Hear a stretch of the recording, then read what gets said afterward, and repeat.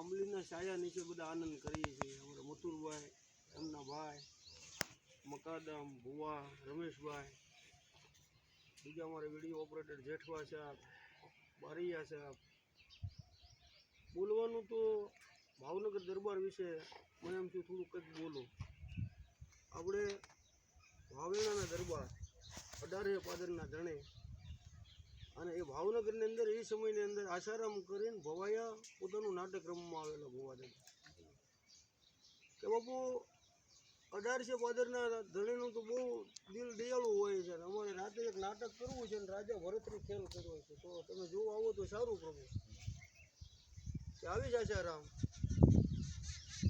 એ રાત પડી ને એ પછી ગંગા જળિયા તળાવમાં એ સમયની અંદર એ બધા મંડપ નખાણા નાટક ચાલુ થયું. મારા આરામ રાજા ભરતરી ભાવનગર દરબારની ના પ્રવેશ થયો.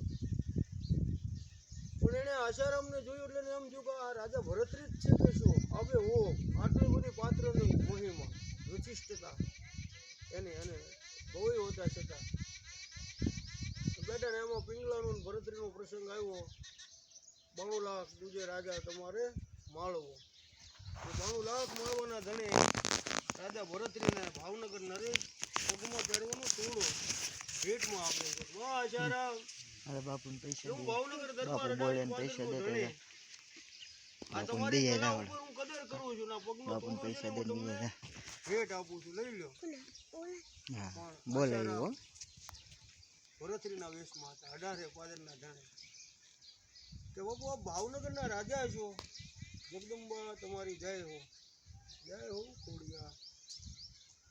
કે બાપુ તમે 18 પાદરના ધણી છો અને તમે મારી કદર કરો છો. આ કુર્નિશ હું બજાવું છું, પણ તમારે તો 18 પાદર જ છે. હું તો 92 લાખ માળવાનું ધણી છું. આ તોડું હું લેવા માટે નીચું ન નમું કે તું આ જરા મારું ભાવનગર હવાર થાય ને ક્યાં ખાલી કરી દેવાનું. બાપુ એ મંજૂર છે, પણ ભીખ તો નહીં જ માંગુ. એ છેલ્લો પડવે અને છેલ્લો પડદો. આવા આપણા આ ભૂમિની ઉપર કલાકારો, કથાકારો, સંગીતકારો, સાંભળનારા બધા શ્રોતાગણો કેટલા મહાન પુરુષો થઈ ગયા જેની ઉપમા આપી એટલી ઓછી છે. પણ અમારે જેઠવા સાહેબની વાડીમાં બેસીને ખૂબ મને આનંદ આવ્યો. અને જે કંઈ સાંભળ્યું એને બધાને મારા બારોટજીના જય સિયારામ, જય સિયારામ, જય હો મારા